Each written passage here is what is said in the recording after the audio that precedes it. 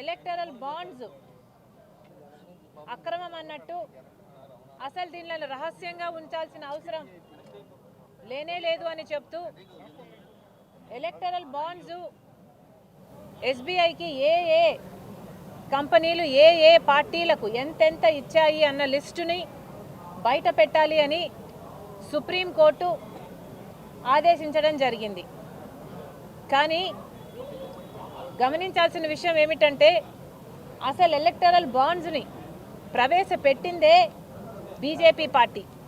అంటే BJP party లెక్క ఏమిటి అంటే ఏ ఒక్క కార్పొరేట్ అయినా కూడా, ఏ ఒక్క కార్పొరేట్ కంపెనీ అయినా కూడా, పబ్లిక్ అయినా ప్రైవేట్ అయినా ఇంకొకటైనా షెల్ కంపెనీ అయినా బోగస్ కంపెనీలైనా ఏ కంపెనీలైనా ఒక పొలిటికల్ పార్టీకి డబ్బు ఇవ్వచ్చు. అవి ఏ పొలిటికల్ పార్టీకి ఇస్తున్నారో అది రహస్యంగా ఉంచొచ్చు, ఎంత ఇస్తున్నారో రహస్యంగా ఉంచొచ్చు అని ఒక అక్రమమైన, అసలు దీంట్లో ఏది సక్రమం లేదు. అసలు ఎవరిస్తున్నారు, ఎంత ఇస్తున్నారు, ఎవరికి ఇస్తున్నారు అన్న విషయాలే రహస్యంగా ఉంచుతున్నారు. అంటే దీంట్లో సక్రమం ఏముంది? ఇలాంటి అక్రమమైన ఒక ఎలక్టరల్ బాండ్స్ని ప్రవేశపెట్టింది, ఇది అనుమతి ఇచ్చింది బీజేపీ పార్టీ. అంటే బీజేపీ పార్టీయే రాజ్యాంగాన్ని తుంగలో తొక్కి అసలు ప్రపంచానికి ఏది, ప్రజలకేది తెలియాల్సిన అవసరం లేదు, వాళ్ళకి బీజేపీ పార్టీ అధికారంలో ఉండి ఈ లా తెచ్చింది. అంటే బీజేపీ పార్టీయే ఎక్కువ లబ్ధి పొందడానికి, బీజేపీ పార్టీకి ఏ ఇతర కంపెనీ, ఏ కంపెనీ అయినా, షెల్ కంపెనీ అయినా, బోగస్ కంపెనీ అయినా, పబ్లిక్ అయినా ప్రైవేట్ అయినా ఏ కంపెనీ అయినా వాళ్ళకు డబ్బులు ఇచ్చే విధంగా, అంటే బీజేపీ పార్టీలు ఇప్పుడు చేస్తున్న రేడ్లు కానీ, సిబిఐని కానీ, ఈడీఐని కానీ, ఇన్కమ్ ట్యాక్స్ని కానీ ముందు ప్రయోగించడం, ఎవరైతే ఇరికించారో వాళ్ళ దగ్గర మళ్ళీ డబ్బులు తీసుకునే వీలు, అంటే క్విడ్ ప్రోకో ఇట్లాంటివైనా సరే, లేదు బెదిరించడం, మీరు చేయకపోతే, మీరు బీజేపీకి సపోర్ట్ చేయకపోతే, మీరు ఎలక్ట్రానిక్ బాండ్స్ ఇవ్వకపోతే మీ మీద కేసులు వేస్తాం, ఇలాంటి అన్ని వాళ్ళకు వాళ్ళు అనుకూలంగా చేసుకోవడానికి ఎలక్టోరల్ బాండ్స్ ఈ యాక్ట్ని తెచ్చిందే, ఈ లాను తెచ్చిందే బీజేపీ పార్టీ అక్రమంగా డబ్బులు సంపాదించుకోవడానికి అని కాంగ్రెస్ పార్టీ అలిగేషన్ చేస్తుంది. దీంట్లో గమనించాల్సిన విషయం ఏమిటంటే ఎస్బీఐ పాత్ర. ఈరోజు SBI state bank of India దాదాపు 48,000 కోట్ల అకౌంట్లు ఉన్నాయి. అంతకంటే ఎక్కువే ఉన్నాయేమో మనకు తెలియదు, కనీసం ఈ మేరకైనా అకౌంట్లు ఉన్నాయి. ఇది ఎంతోమంది ప్రజలకు మా బ్యాంకు, ప్రజల బ్యాంకు అనుకొని ఈరోజు ఆ బ్యాంకుని ఆదరించి ప్రజలు అందరూ వాటిలో డబ్బులు పెట్టుకుంటే, ఈరోజు ఎస్బీఐ ఎలా తయారైందంటే ప్రభుత్వ సంస్థలన్నింటినీ మోడీ ఎలా వాడుకుంటున్నారు అంటే ఇదొక నిదర్శనం. ఈరోజు ఎస్బీఐ 48,000 కోట్లు, 50 కోట్ల జనాభాకు అకౌంట్లు ఉండి కూడా ఈరోజు ప్రజల బ్యాంకుగా వ్యవహరించడం లేదు. ఎస్బీఐ మోడీ బ్యాంకుగా వ్యవహరిస్తుంది. కాంగ్రెస్ పార్టీ ఎస్బీఐని సూటిగా ప్రశ్నిస్తుంది. ప్రభుత్వ సంస్థలు ఏ అయినా, ఎస్బీఐనైనా, ఇంకొక బ్యాంక్ అయినా, సిబిఐ అయినా, ఈడీ అయినా, ఇన్కమ్ ట్యాక్స్ అయినా, ఇవన్నీ ప్రభుత్వ సంస్థలు, మోడీ సంస్థలు కాదు, బీజేపీ సంస్థలు కాదు. ఎందుకని బీజేపీకి మీరు గులాంగిరి చేస్తున్నారు? ఎస్బీఐ కూడా సమాధానం చెప్పాలి. కాంగ్రెస్ పార్టీ డిమాండ్ చేస్తుంది, ఎలక్టోరల్ బాండ్స్ వివరాలను తెలపండి అని సుప్రీంకోర్టు ఆదేశించిన తర్వాత కూడా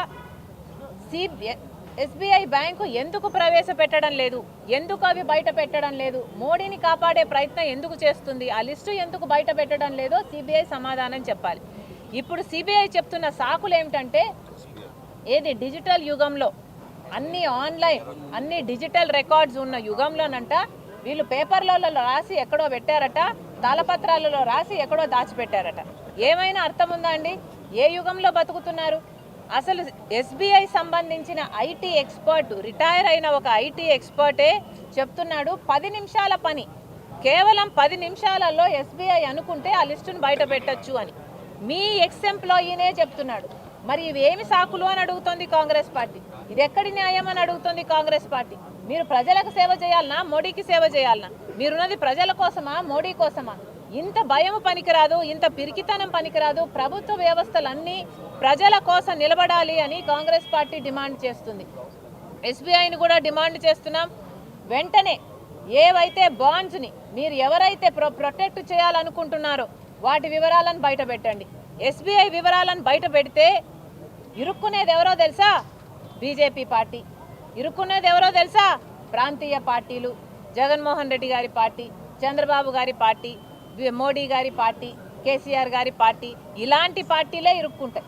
ఎందుకంటే వీళ్ళకు వచ్చినన్ని డబ్బులు, ఎందుకంటే ప్రభుత్వంలో ఉన్నారు కాబట్టి బెదిరించి వీళ్ళు తీసుకుంటున్న డబ్బులు ఇంకా ఏ ఇతర పార్టీ తీసుకోవడం లేదు.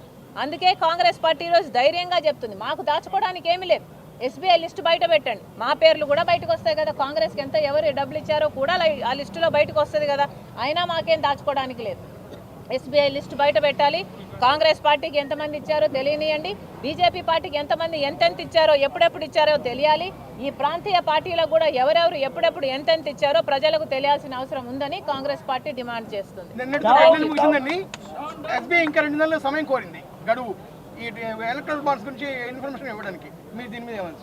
అదేమా ఎస్బీఐ మోడీని ప్రొటెక్ట్ చేయాలని చూస్తుంది, బీజేపీని ప్రొటెక్ట్ చేయాలని చూస్తుంది. 10 నిమిషాల్లో అయిపోయే పనిని మీరు జూన్ వరకు మీరు సమయం కోరారు అంటే ఎందుకు కోరారు అని అడుగుతున్నాం. మీ ఎక్స్ ఎంప్లాయీ 10 నిమిషాల్లో అయిపోతుంది పని అని చెప్తుంటే మీరు తాళపత్రాల్లో రాసాము, రహస్యంగా గృహాలలో దాచిపెట్టాము, ఏం ఎక్స్క్యూజులన్నీ ఇవన్నీ పేపర్లలో రాసి పెట్టుకున్నారంట, బీరువాలలో పెట్టుకున్నారంట, ఒక చోట ఎక్కడో పెట్టుకున్నారంట.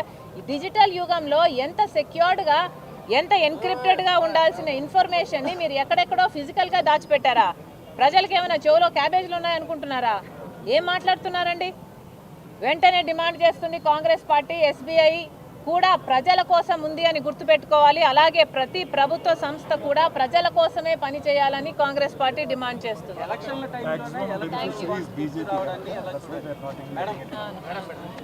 మాక్సిమం బెనిఫిషరీస్ బీజేపీ పార్టీ, ప్రాంతీయ పార్టీలు.